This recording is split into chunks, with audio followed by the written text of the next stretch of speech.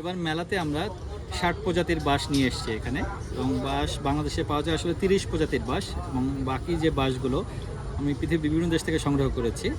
এবং বেশ কিছু এক্সক্লুসিভ বাঁশ এখানে আছে, কিন্তু আমাদের যেমন জাপানি মুসো ব্যাম্বো এখানে আছে, গুয়াডো আমেরিকা অঞ্চলে গুয়াডো ব্যাম্বো আছে, শিরোশিমা ব্যাম্বো, ইন্দোনেশিয়ান কিছু ভ্যারাইটি আছে, আফ্রিকান কিছু ভ্যারাইটি। এবং বাঁশের আসলে ব্যবহার বাঙালিরা আমরা সাধারণত ব্যাঙ্গার্থেই ব্যবহার করে থাকি। সাধারণত আমরা কাউকে বাঁশ দিয়েছি বা বাঁশ খেয়েছি, এটা আমাদের প্রত্যেকের প্রবাদ পর্যায়ে চলে গেছে প্রত্যেকের জীবনে, কিন্তু বাঁশের ব্যবহার কিন্তু আসলে ব্যাপক। আমি পৃথিবীর বিভিন্ন দেশে দেখেছি বাঁশ থেকে কমপক্ষে ৮০টা সেক্টরে কাজ হয় ওয়ার্ল্ড ওয়াইড।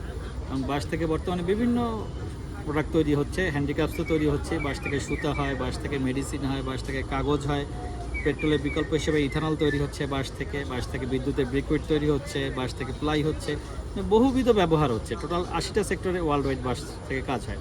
এবং বাঁশের বেশ কিছু ফিচার আছে, কারণ জানেন যে বাঁশ কিন্তু কোনো গাছ নয়, এটা হচ্ছে ঘাস প্রজাতির উদ্ভিদ, এবং পৃথিবীর সবচেয়ে বড় ঘাস হচ্ছে বাঁশ।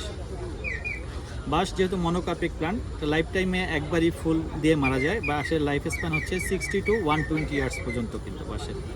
এবং বাঁশ অন্য যে কোনো গাছের চেয়ে 30% বেশি অক্সিজেন প্রডিউস করে। এবং কার্বন ক্রেডিটের যে প্রকল্প সরকার হাতে নিয়েছে এবং 25 কোটি গাছ লাগানোর কথা বলছে, সেক্ষেত্রে আমাদের সরকারের কাছেও আবেদন থাকছে যে আসলে গাছ লাগানোর পাশাপাশি কমপক্ষে 5 কোটি বাঁশ লাগানো উচিত কিন্তু অক্সিজেন ফ্লো বাড়ানোর জন্য। এবং বাঁশ হচ্ছে ন্যাচারালি 5 to 8 ডিগ্রি পর্যন্ত টেম্পারেচার কিন্তু রিডিউস করতে পারে। আপনি দেখবেন যে একটা বাঁশ ঝাড় কিন্তু সবসময় ঠান্ডা থাকে। এবং বাঁশের আরও বেশ কিছু মজার আছে, কন্টেন্ট আছে। বাঁশ ভূমিক্ষয় রোধ করে, বাঁশ ওয়াটার লেভেলকে ইনক্রিজ করে, বাঁশ হচ্ছে আপনার ভূমিকম্প সহনশীল। বাঁশের ব্যবহার ব্যাপক আসলে, টোটাল মানে বলতে গেলে বাঁশের ব্যবহার ব্যাপক। আর বাঁশ বহির্বিশ্বে যে ব্যবহারগুলো করা হয়, বাঁশকে আসলে বিনয়ের প্রতীক হিসাবে আমরা দেখতে পারি। কারণ বাঁশঝাড় যত উঁচু হয়, বাঁশ কিন্তু বিনয় নয়ে পড়ে।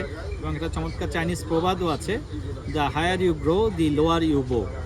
আসুন আমরা সবাই হচ্ছে বাঁশকে আর ব্যঙ্গার্থে ব্যবহার না করে বাঁশের এই ব্যবহারগুলো সম্পর্কে জানি, এবং প্রত্যেকে হচ্ছে গাছ লাগানোর পাশাপাশি একটি করে বাঁশের চারা রোপণ করি।